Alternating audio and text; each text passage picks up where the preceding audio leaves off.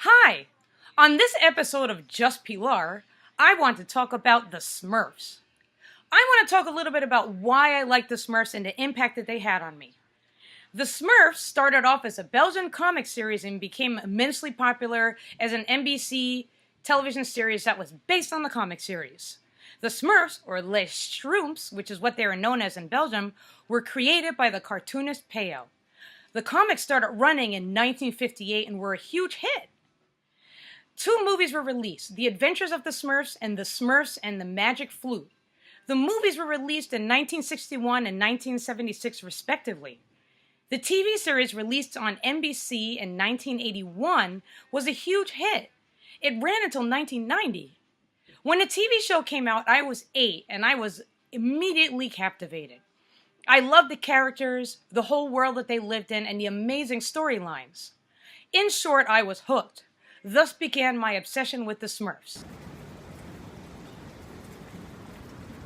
I was so obsessed with the Smurfs that when I was a kid and I went upstate with my dad, I would actually look in the bushes and see if I could find some.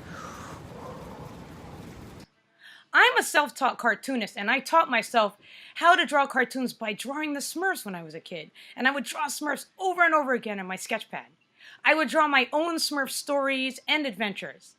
I eventually started creating my own stories and characters.